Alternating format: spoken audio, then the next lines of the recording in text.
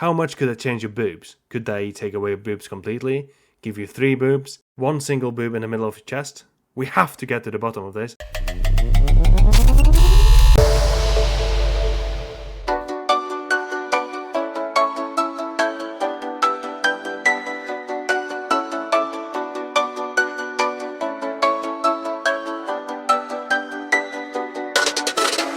Hello and welcome to Stories with Daniel A. Johnson. I'm your host, Daniel A. Johnson, and in this video I will cover storytelling, using ChatGPT for a storytelling experiment, and the problems with AI.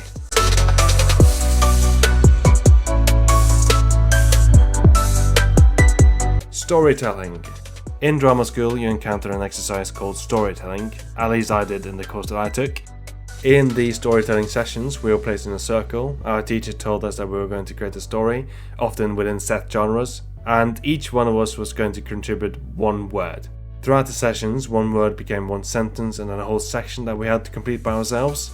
Then we were split into smaller groups where we were going to create a story together and then share those stories with the rest of the class. This obviously meant that we had to complete even more of the story by ourselves, forcing us to be even more creative. I think the goal of this exercise is make you better at telling stories in a compelling way, make you better at thinking on your feet and improvisation. You might think the story is going one way, and then the person sitting next to you throws you a curveball, which at no fault of your own makes you flood an entire fairy village, implying that all the fairies drowned in something that was supposed to be a children's story.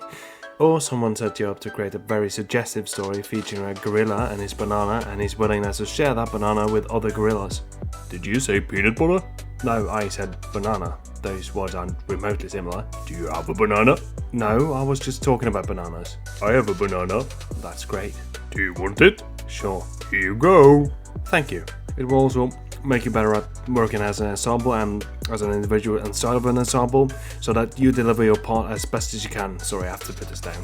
Make you better at delivering, even if your part isn't the biggest and most important, as you might be stuck delivering filler words or describing the landscape, something that is important but doesn't really push the story forward. You'll also be asked to create a soundscape to build an atmosphere during your storytelling. You can do this by having your actors tap their fingers on the ground, chair or desk to create the illusion of rain if someone mentions rain in the story, crumpling paper to create the illusion of stepping on leaves if someone mentions that the ground is covered in leaves. You might also be asked to create a soundscape that doesn't match the story that's being told. This is something that I didn't do, but someone who's in high school drama told me they did this. And I think it's very interesting because it will force the actors to either ignore the soundscape or shape the story to match the soundscape. I think it's useful for actors to avoid breaking the fourth wall, something that you in general aren't supposed to do. It will also make them better at avoiding getting distracted by the audience, because sometimes the audience can be distracting. It might be filled with people that you know, there might be a very distracting cough or a laugh or a child. Moving on.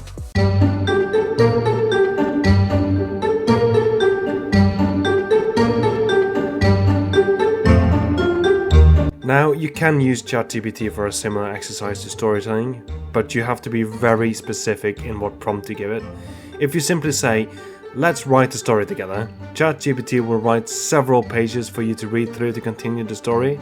The best prompt, in my opinion, because you might actually enjoy reading all those pages, I'm not judging you, is let's write a story together, a few sentences at a time, or let's write a story together, 1 sentence at a time.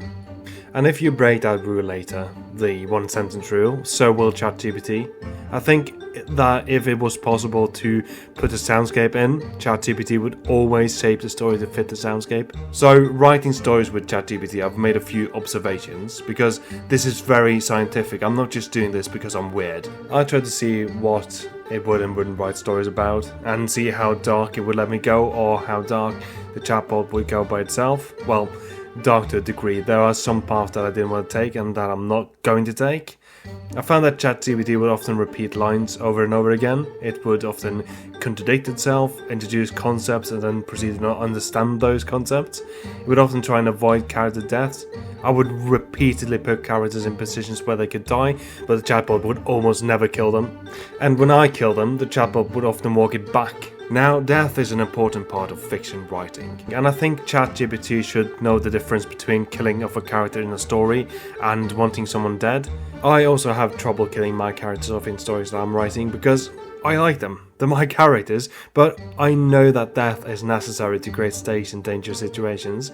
If every character makes it out of every situation, every time, there are no stakes at all. And it makes the audience care less when the characters are put in those situations because they know that everybody's gonna make it out alive always. So this obviously means that in the Pokemon episode where Ash is attacked by sparrows, he should have died, to establish that Sparrow is a dangerous Pokemon and should be feared. But maybe it's good that ChatGPT can't kill off characters. Maybe it should be suboptimal at writing stories, so that real writers don't have any competition from a device that you can give a few keywords to and tell to write a best-selling novel. ChatGPT is, however, a decent tool for help with writing. And by help I mean giving feedback, correcting sentence structure, fixing typos and pointing out areas where your writing can improve. Sometimes its suggestions are even good. There are some limitations though. It struggles with giving feedback on certain topics, even if including those topics contextually makes sense for the story. In a story that I'm working on, there are a few brutal scenes that trigger something in the chatbot to display an error message saying, "I apologize, but I cannot continue providing feedback on this text." It contains graphic violence, and as an AI language model, I must adhere to ethical guidelines that prioritize the well-being of the user. Please refrain from submitting content that is violent or offensive in nature. I'm not sure what exactly triggers this error message because I've asked for feedback on several chapters that cover the same sort of brutality, and sometimes the error message appears and sometimes it doesn't. For example, I had a named character die in a brutal way and the chatbot still gave feedback on my work. Later, I had a chapter focusing on a battle and I didn't want to shy away from the brutality of the battle, so characters were getting sliced up, injured and died, and for some reason the chatbot couldn't give feedback on that chapter. Maybe it was the sheer amount of violence. Maybe it was the fact that the chapter focused on a battle, or maybe it was because I mentioned that a character wanted to go to a brothel at the beginning of the chapter. After a little back and forth, I managed to finally get feedback from ChatGPT, and it suggested that characters get knocked out instead of dying in a battle. But maybe it's good that an AI doesn't want us dead, because it would be a little bit terrifying if it did. Not that it hasn't happened, because I distinctly remember a story about an AI-driven therapy app that repeatedly suggested people ending themselves, which is not good. And not what that app should be doing. In fact, it's the opposite of what that app should be doing.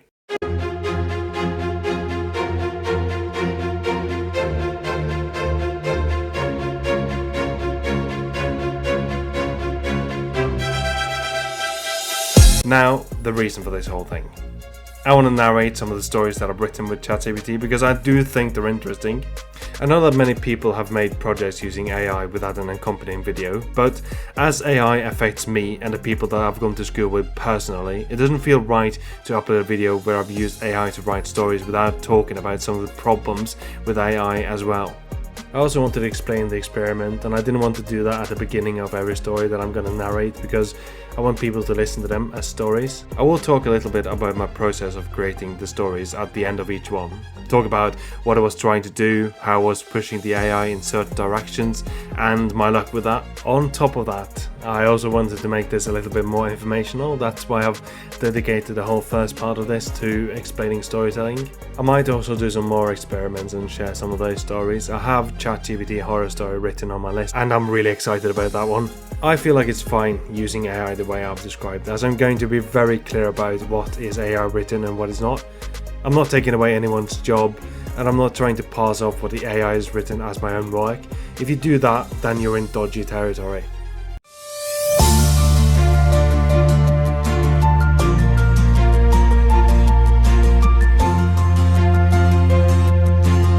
Now onto the bad use of AI in entertainment and elsewhere.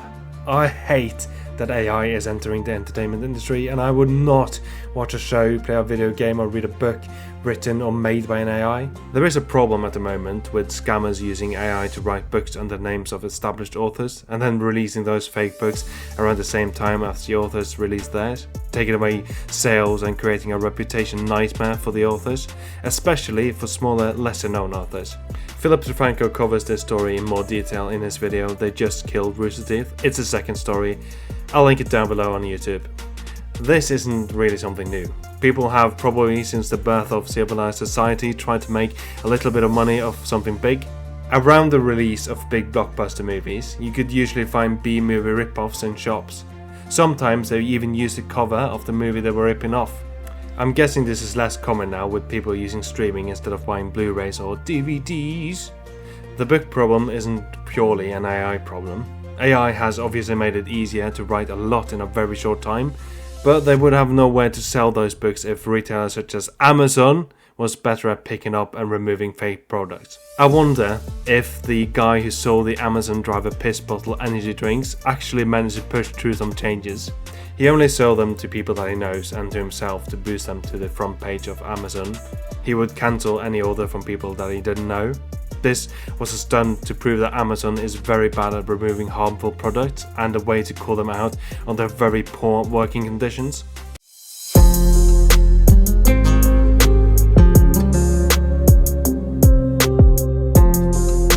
In visual entertainment, AI is replacing voice actors in a lot of entry-level projects.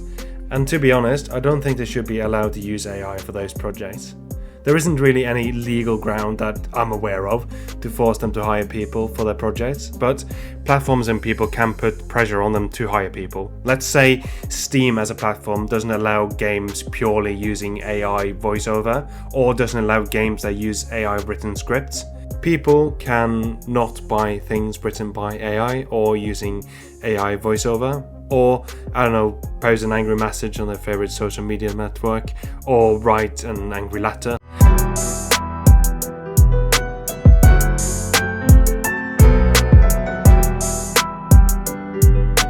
There is one grey area for use of AI voice acting, and that has to do with AI-driven dynamic dialogues in games. Try saying that 5 times fast. Having NPCs be able to respond to everything you do. My thoughts on AI dynamic dialogue are conflicted. It would definitely make the worlds feel more alive. The NPCs would no longer be bound by dialogue patterns, repeating the same conversations and lines over and over, and they'd be better at adapting to what you're doing, what type of character you're playing, and what you've done, and what you're doing to them right now, you weirdo! Stop it!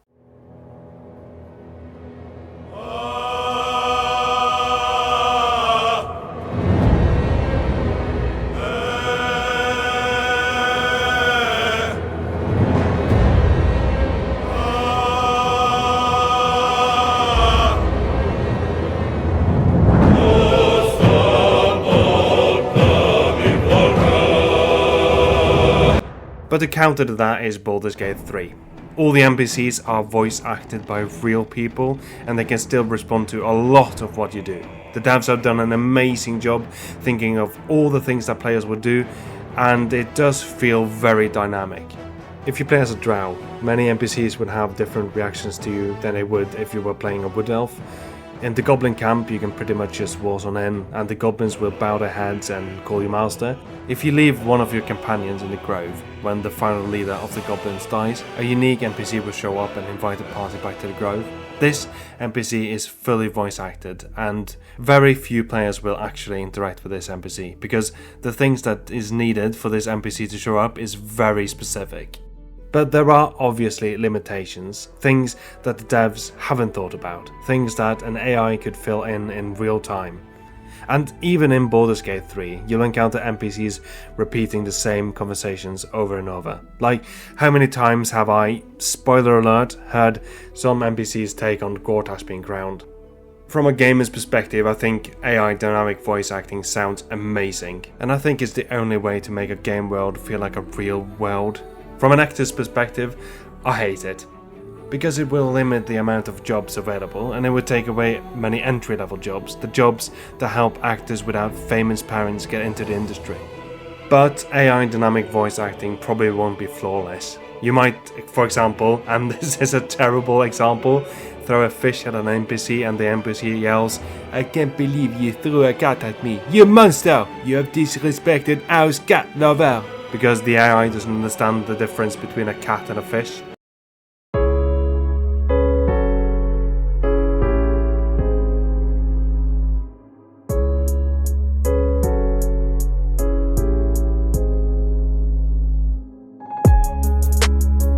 Advertising.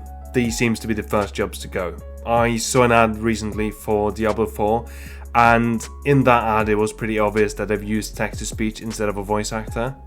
Blizzard have so many talented voice actors at their disposal. Maybe this ad would have been beneath the talents of actors such as Matt Mercer, but they do have other voice actors with smaller profiles that would have done a much better job than the text-to-speech shite they put out.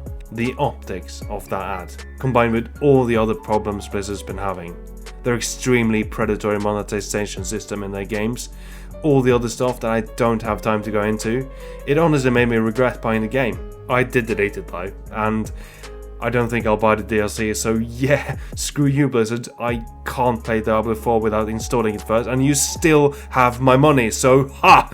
Got you! I was hired as an actor for a commercial. I didn't have to audition for this part, so that should probably have been a red flag. The guy who hired me told me they were phasing out actors in other projects and using AI and text-to-speech instead. I was even offered to read a few lines and then use AI for the rest. I didn't end up doing that, and I didn't even acknowledge the fact that they had mentioned it as an option, which caused them to keep bringing it up, so I should probably have said something, but I was afraid I was going to say something I regret. They were using this software which was learning speech patterns and could replicate them, and I especially didn't want to help them by feeding it voice samples, but for all I know they could still have ended up using what I recorded for that purpose. I should have, and I wanted to tell them that they've just lost me as an actor. Unfortunately, I stuck with it, because it's difficult to book acting jobs. And I thought I could use this shitty company to further my own acting career, but it would probably have done more damage than good. It didn't end up working out though, so I'm not in a commercial for this company. I got a little bit of pay though for my effort in trying to make this work, and I ended up using that money to buy maybe one of my favourite games of all time, Baldurs Gate 3, so something good did come out of it. I gotta shoot in there. The guy I worked with seemed like a decent guy, and I don't think he has much to do with the phasing out of actors and using AI. I think his responsibility was handling the actors they still hire.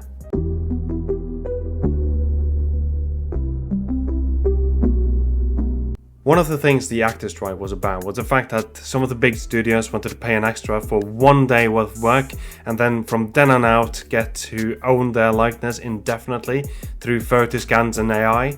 And that is so predatory and greedy. Many actors get their start working as an extra. First off, we should be compensated for everything we're in. Second, there are so many ways that not owning your own appearance could be taken advantage of by people with less than pure intentions.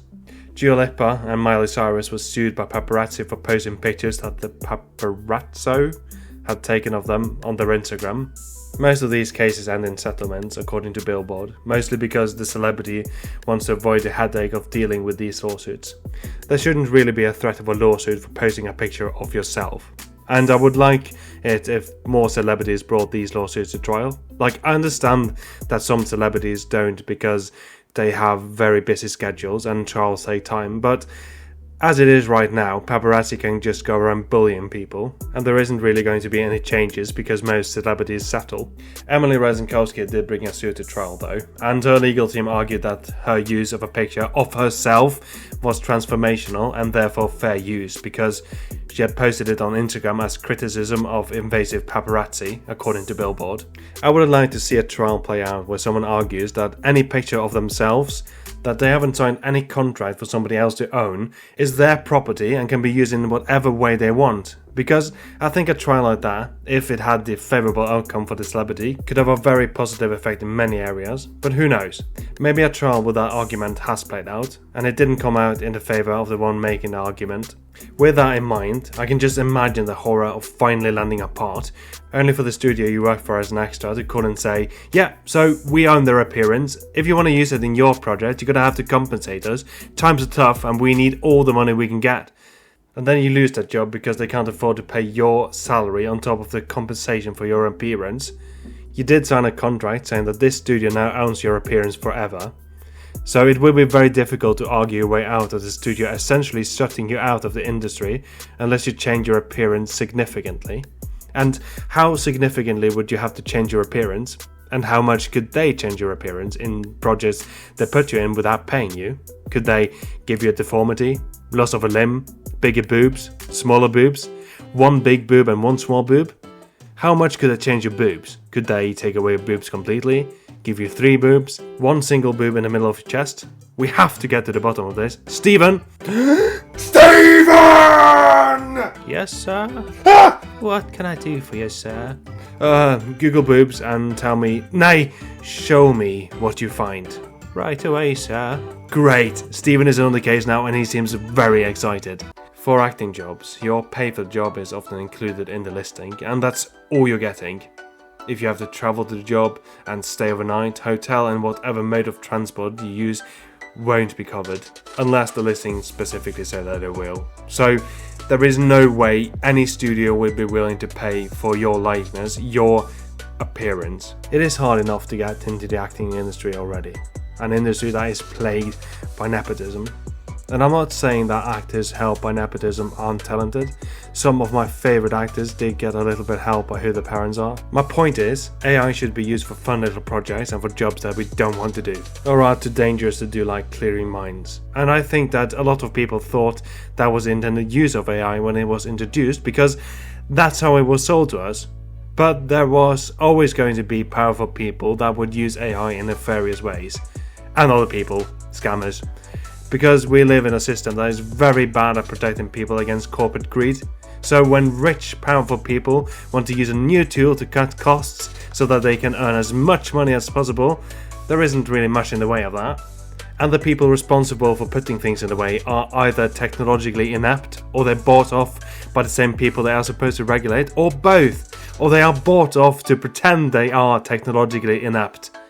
A solution to this problem, granted that the bought off people aren't in power anymore, might be introducing a law that says something to the effect of: if a company is making a product without taking on any cost in producing that product, the product should be close to or completely free.